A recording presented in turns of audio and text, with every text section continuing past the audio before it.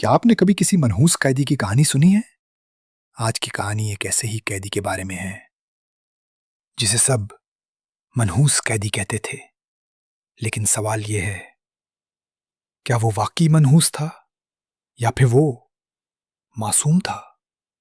आइए जानते हैं इस कैदी की हकीकत आज की केस की कहानी में।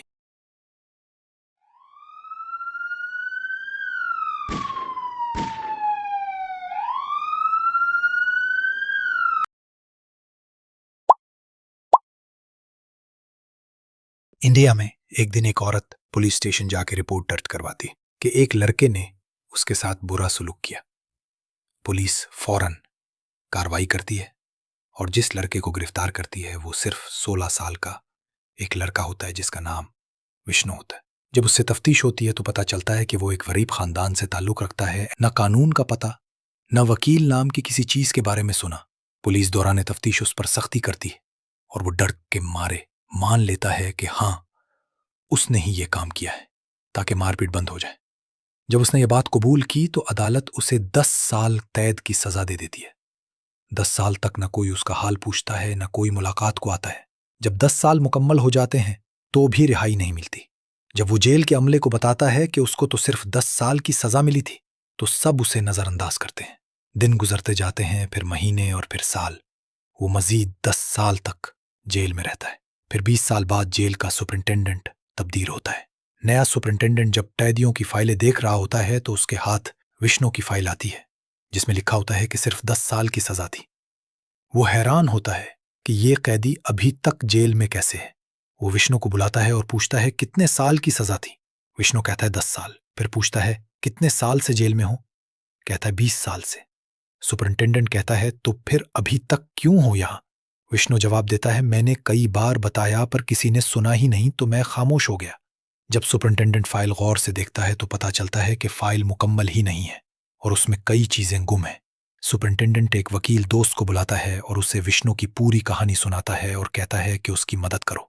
वकील जब विष्णु का पस मंजर चेक करता है तो चौंक जाता है।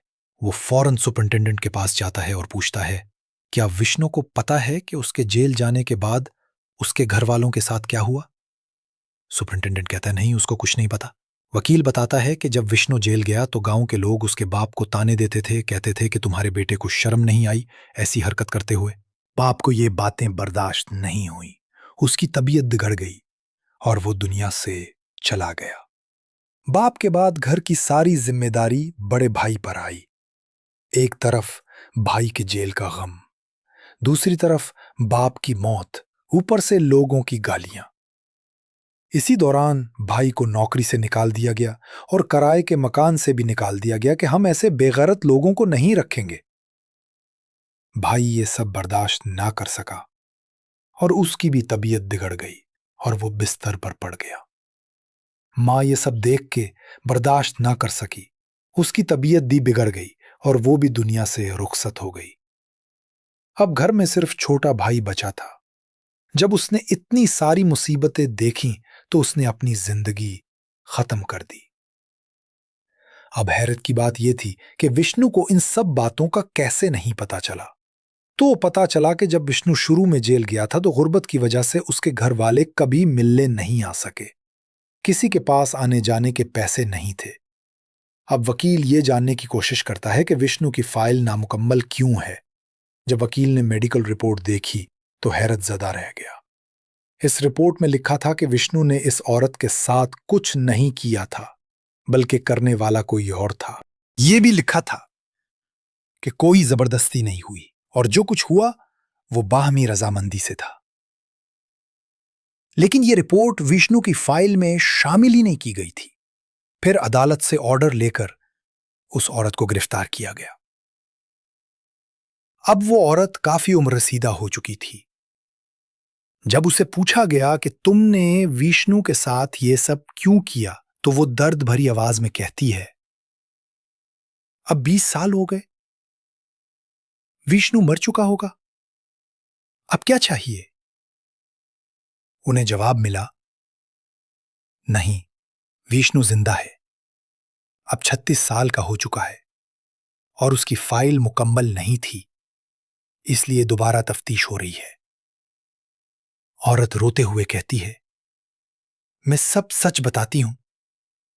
20 साल पहले हमारी भैंसें विष्णु के खेत में चली गईं। विष्णु ने उन्हें मार के भगा दिया, जिस पर झगड़ा हुआ। बाद में बात खत्म हो गई, लेकिन मेरे और मेरे घर वालों के दिल में नफरत बैठ गई।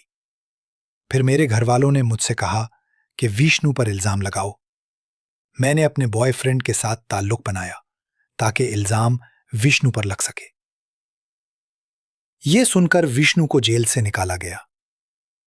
उसे कहा गया कि वो चाहे तो औरत पर केस कर सकता है, लेकिन वो उसे माफ कर देता है। जब वो घर वापस जाता है तो सिर्फ उसका बिस्तर पर पड़ा हुआ भाई जिंदा होता है। गांव वाले पूरी कहानी सुन के अफसोस करते हैं और उसकी मदद करते हैं ताकि वो शादी करके नई जिंदगी शुरू कर सके और अपने भाई का ख्याल रख सके। जब वो शादी करता है तो शादी की पहली रात बीवी उससे कहती है कि मेरे लिए कुछ ले आओ। विष्णु बाहर जाता है। जब वापस आता है तो देखता है कि बीवी घर से सारे पैसे लेकर चली गई है। ये सब देखकर विष्णु बिल्कुल टूट जाता है और आखिरकार वो अपनी जिंदगी को खत्म कर देता है। ये थी हमारी केस की कहानी।